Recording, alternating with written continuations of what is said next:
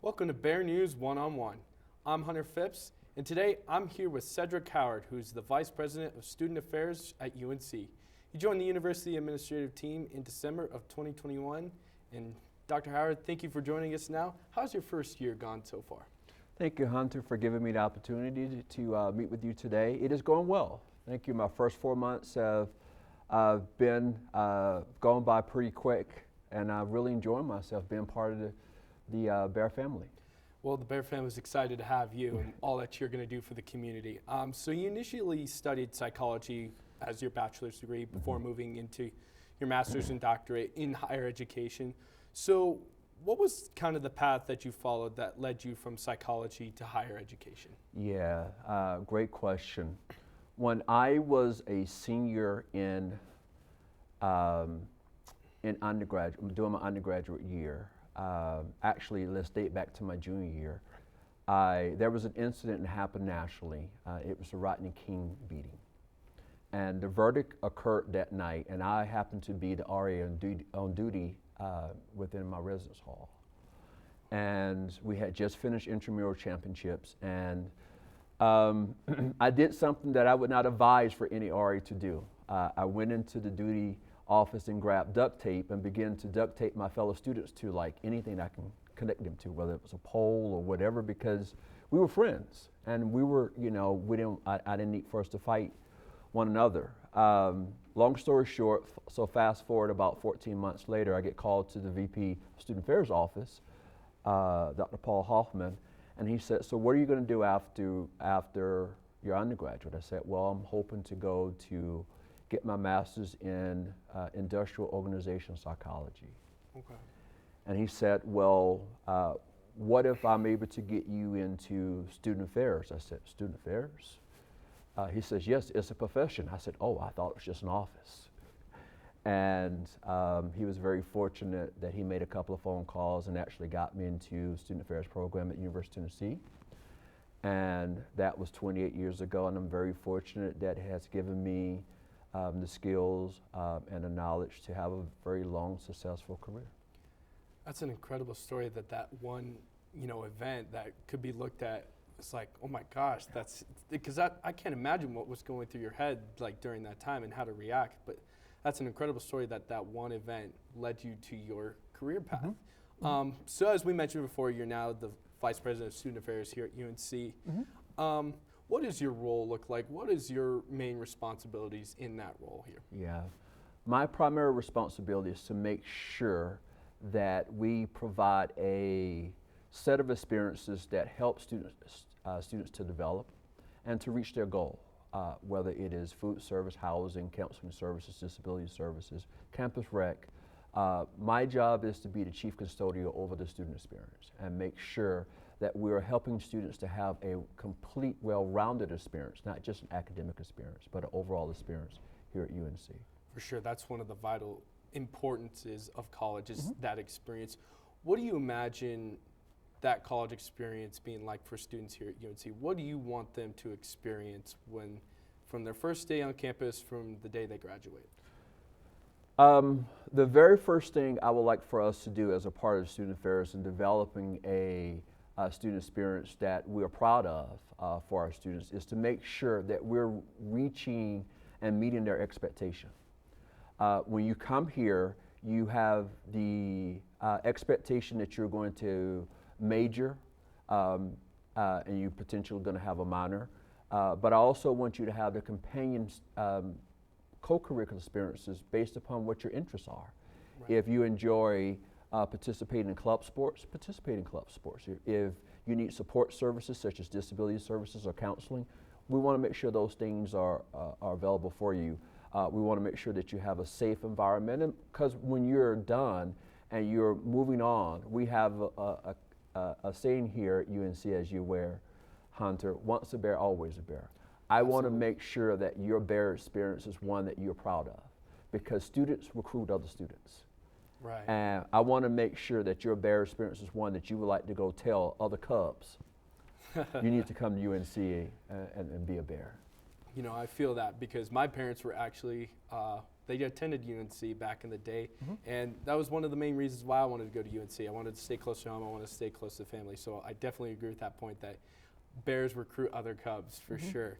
Moving on, how is your experience? You know, we've talked about like you were at 6 institutions over your career. Yeah. But so far, how has your experience at UNC varied from your experiences at other institutions that you've been at?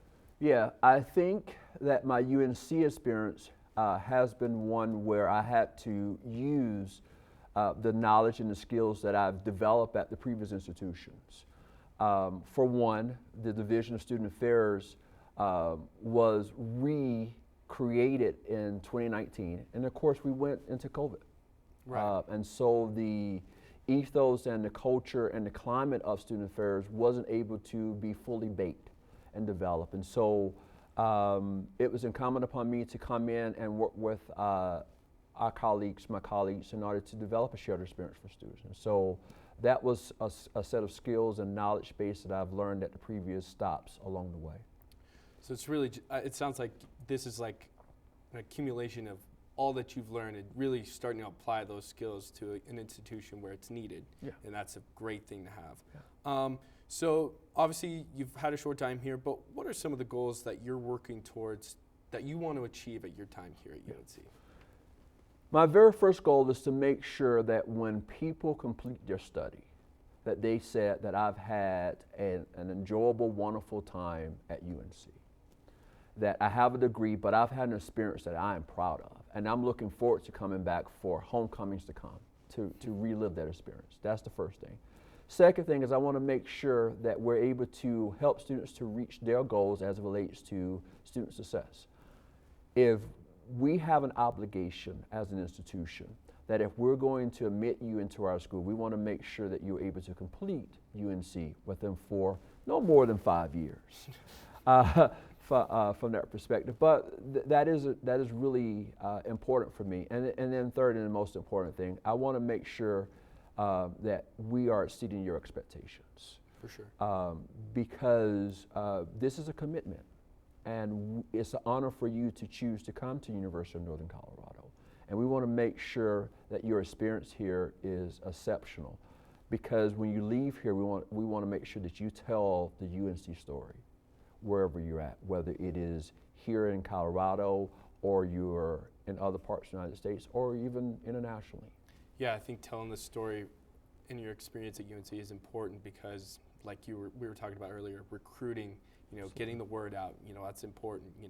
The experience is very important in that. So some of your previous work at other universities has focused on donor engagement. Yes. Is this a factor, in improving student life, but also in improving or achieving the Feinstein's Rowing Not Drifting plan for 2030? Yeah, an important part, there's really two questions. If you don't mind, let me separate the two. For sure. So President Feinstein, Rowing Not Drifting 2030 strategic plan really gives us a framework to operate from as an institution. Yeah. But I like to say that my role as the Vice President of Student Affairs is to help to give us a destination. Yeah. Because you can row, but if you're not rowing to a destination, how do you know that you've arrived? That's fair. And since we have put student first as our guiding initiative, I want to make sure that we're rowing in a direction that's going to truly put students first at the core of what we do. And that is my role as the VPSA. To make sure that we have a defined destination and that student success and social mobility are our guiding principles. And so I think that's an important component from that perspective. And I think my experiences at previous institutions have prepared me to make sure that I'm able to set us on a course that's going to help us to achieve all the initiatives that have been outlined in Rowing Not Drifting. For sure. What does that destination look like in your eyes? Yeah. I think there are a couple of outcomes that I think are extremely important. The first of which is when we can have a graduation and retention rate that is the highest in Colorado, if not in the region, where student satisfaction is at 85–90%. where our alums want to come back and be proud of what is happening because they're hearing the experience of students and they want to reconnect, and that goes back to the donor engagement. Yeah. Donors have a tendency to give to their passion. And if our students are passionate about their experience, our students are really passionate about what has happened at UNC, then donors would like to contribute and support our ability to enhance the experience, which adds to the passion of our students. I think passion's a big deal. And definitely agree, like you invest in things you're passionate about, so that's a great way to look at it. UNC is also making some other changes, including recently the closures of the French, German, and European Studies programs. How have you seen, and obviously it's a tough decision, you know, the university has to make those tough decisions, but how have you seen this decision impacting students and professors around the university? Well, I think it's a great question, and I think it's important to note that that's a discussion that primarily occurred with our academic vice president and our academic leadership. Okay. And because it also occurred fairly early upon my arrival, within the first month or so, I don't know all the nuance that led to that decision. But I know that it was collaborative, and it was one that took a lot of factors into consideration, and then ultimately led to a decision from our academic leadership to help us as an institution be better prepared to move forward. For sure. I know the programs have been struggling to have students in the program, and you're obviously investing in the osteopathic school, so things change, and that totally makes sense. But moving on, what are you doing to help the community members affected by the closures that are happening through this transition? Yeah, I think the very first thing that I have done is make sure that I avail myself to all students. Whether it has been participating with Student Senate to host 7 town hall meetings, you know, during my first 2 months, whether it has been hosting our president, President Feinstein, with several meetings with students. We call them Pizza with the President, and they're actually in my suite with the University Center. Okay. And just meeting students. One of the things I take a lot of pleasure in is at least once a week going to homes or one of the dining facilities and sit down with students. I would grab a beverage and I sit at one table, and I grab a salad and sit at another table. Grab an entree, sit at a third table, and I conclude with dessert. And I'm meeting with students where they're at. And each time I'm sitting at a table, I am gaining insight into their experience in order to serve them better. And meeting with students who were affected was a part of that process. That's amazing. I like how you go to homes and you're like hands-on and you're engaged in the community. That's an important part of your role, and I think that's an important part of how UNC is going to grow. So I really appreciate that you're going above and beyond maybe some expectations. So moving on, UNC, we mentioned this before, is working towards becoming a Hispanic serving institution. You know, we're at least 1% away from that threshold. What do you do in that position that could help us reach that goal? Yeah, I think it's important to know, being a Hispanic serving institution, I want to emphasize this, the S part of HSI. The serving part. I don't want us to be a Hispanic enrolled institution. I want us to actually serve the students. In order to be an HSI, there are 2 criteria that you have to meet. The first, 25% of your undergraduate class have to identify as Latinx. And the second one, and this is the most important from our perspective, 50% of your undergraduate population have to have demonstrated financial need. And usually that's associated with being Pell eligible. For me, that goes to our ability to serve students and use UNC as a vehicle to promote social mobility and their student success. My role is to make sure all students, whether they identify as Hispanic or how they identify, make sure they have a sense of place and belonging here at UNC as we move forward. So it's not just Hispanic, HSI in name. It's actually creating a culture that our Latinx students, our students that are our Mogi students, our students that identify, irregardless of their ethnic group or racial identity, that they feel that they are part of the community of theirs. Absolutely. We all want to feel a part of community, especially, growing up and learning about ourselves. So for you, what does a diverse Hispanic serving institution look like? Yeah. How do you want to go about serving that community? I think an important piece for me is to make sure that I am aligned with the Vice President for Diversity, Equity, and Inclusion, who has the primary charge of making sure that we become an HSI institution and providing that nexus of support. But because I'm over the entire student experience, I want to make sure that I have an ecosystem in place to support students' development, to ensure that they're going to have an experience that leads to their retention and persistence here at UNC and ultimately their graduation. For sure. So as I mentioned before, we're going to talk about some golf because I know you play a lot of golf. So my first question is, do you know your handicap? And I do. 18. 18. That's yes. not. It's about where I'm at, about 20 if I tracked about it, but give or take. But what are some of the courses you've played over the years, and what's your favorite? So interesting. I've probably have played, I don't know, internationally maybe 200, 300 courses, from England to Wales to Northern Ireland, all of the 5 time zones associated with the United States, Alaska, Hawaii. So my favorite course of all time, and this is why it's my favorite course, is Chambers Bay. Chambers Bay was the host of the 2015 U.S. Open. That's right.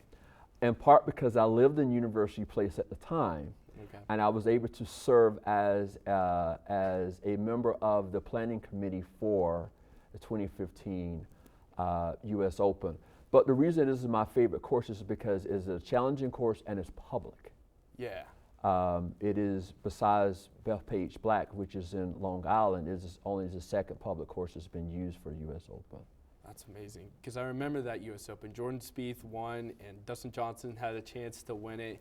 And it was one of the more unique-looking U.S. Open courses from my memory, because it didn't look like a typical U.S. Open course. It looked like more like what you would see in Britain or Scotland, like a links course. A links course. And you saw some big bunkers, and you saw some unique greens, and it was like that just stood out to me because I remember that. And it's not typically what you see from a U.S. Open because, you think of Oakmont, you think of Pebble Beach, you think of Bethpage Black where they had that.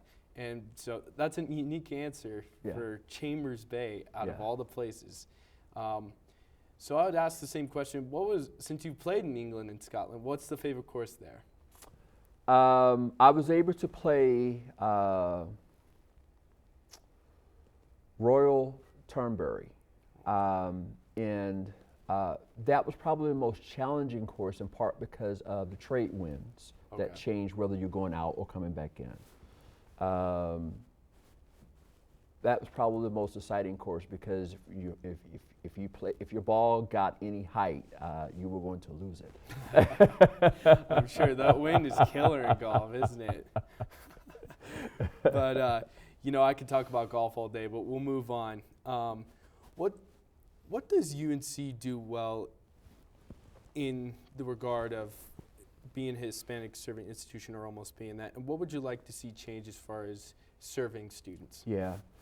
The one thing I would say, let me expand it a bit, not just from being HSI focused. What UNC does well is build a community and build a connection within that community. It allows individuals that are from various destinations to come in and find their place in their space, that sense of belonging. And I think UNC does that extremely well. What I would like for us to do more of is expand our ability to build that sense of connection moving forward and to make sure that we're very strategic and we're aligned across the entire experience.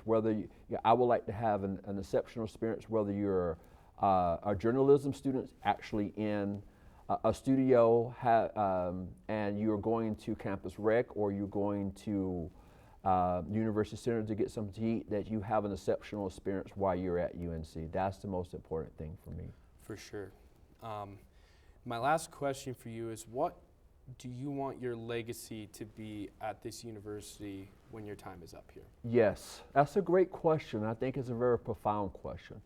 what I would like for my legacy to be is that Dr. Cedric Howard came and he created an environment and he created a division that really embodied putting students first and student success at the core of his operation.